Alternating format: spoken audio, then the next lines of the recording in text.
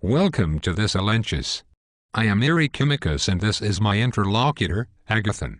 Before we begin, I should cast some light on the terms that are used in the debate, so as to give them some contextual meaning. Alenchus refers to the Socratic Method. It is a dialectical method of inquiry or debate taking place between individuals of opposing views.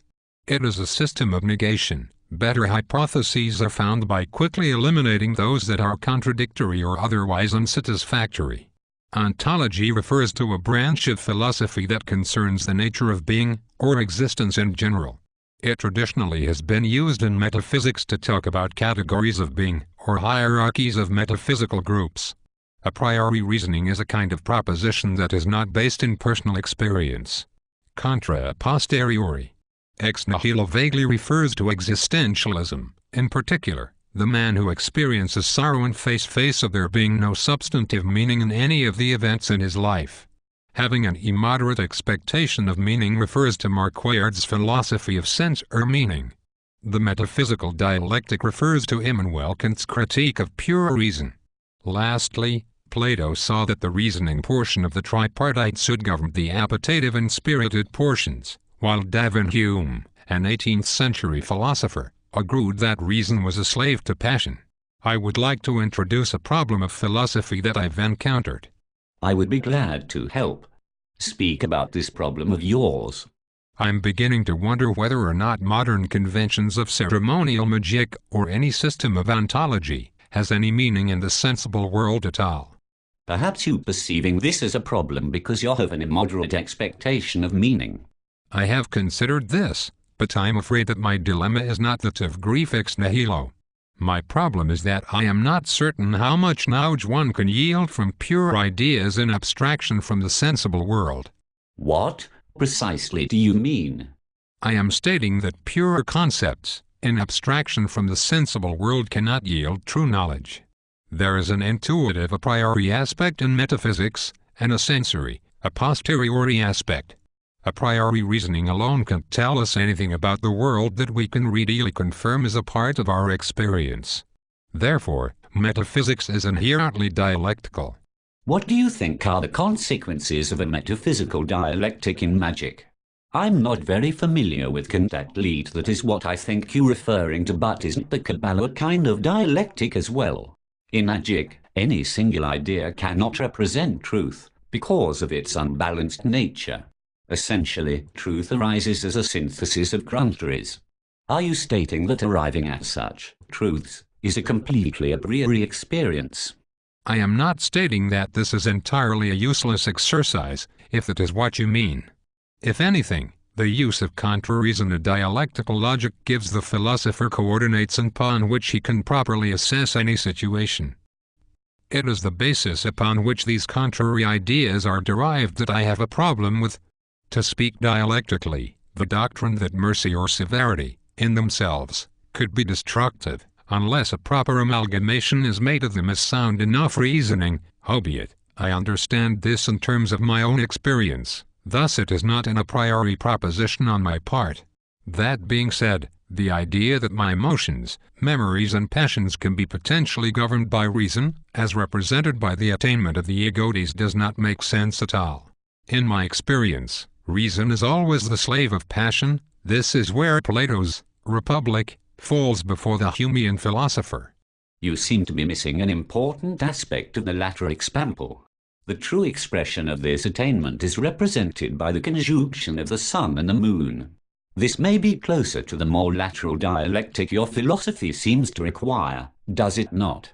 I'm afraid I'm going to have to ask you to expound upon what you mean by this. Could you? Ontological constructs may be used in Magick as a means of recording and communicating the mystical experiences one has. Another approach is to view Magick as a psychological allegory. That is to say, that it is a means of deciphering the riddles of the unconscious mind, of making the unconscious conscious. Are you saying that Magick is merely a form of psychoanalysis that uses an archaic system of self-initiation and an outmoded, dualistic ontology to describe its findings? You certainly have me convinced that I've had an immoderate expectation of meaning. I wouldn't be quiche to dismiss certain sets of mystical symbols on the basis of certain of their a priori propositions. William James argues that the importance of religion cannot be dismissed on the basis of origin alone, for this agreement does not account for the psychological influence it has on its adherents. That is sound enough reasoning, but I don't see why one shouldn't negotiate with the metaphysical paradigm they're working with, so that it based on the sensible a posteriori world. It seems that one would be in serious danger of deluding themselves and wish fantasies otherwise. What could you possibly mean by the sensible world? The only thing we can confirm is our own thoughts.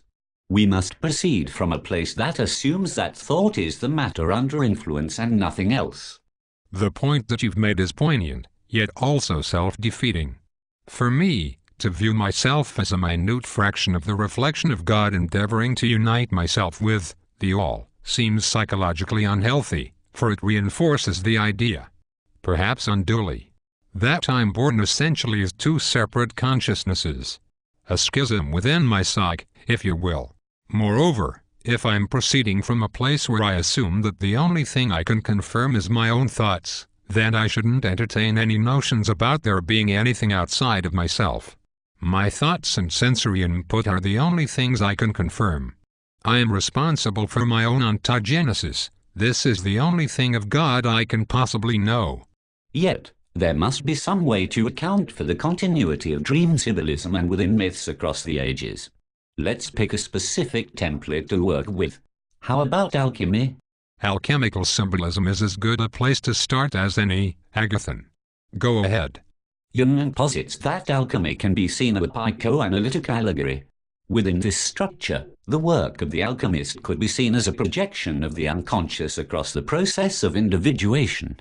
The act of creating the philosopher's stone, as a process of the spiritualization of matter, could be viewed in terms of making the unconscious conscious.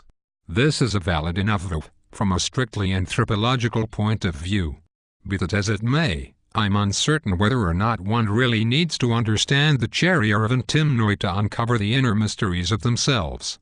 There are also serious problems with alchemy, especially in the light of the Enlightenment, contra modern alchemy. Serious consequences indeed.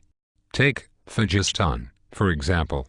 It was originally believed that when wood combusted, the weight lost was as the result of phlogiston leaving the wood in the process of combustion.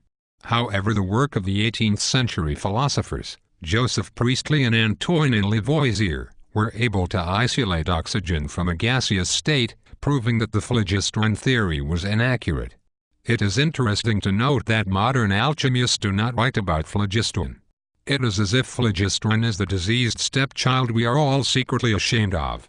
Yet, under your reasoning, it seems that there is something about phlogiston that we need to hold on to, in order to understand ourselves. Should there be a revival of the concept of phlogiston?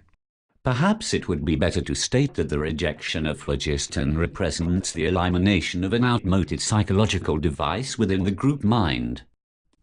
In our next lectures, we will re-examine the Descartesian concept that the only thing we can verify is our own thoughts.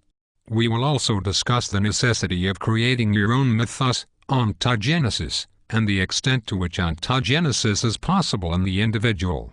We will also talk about the reported efficacy of Magick in the light of our discussions. It should also be noted that neither I nor a Reikimatus fully encompass the ideas of the author.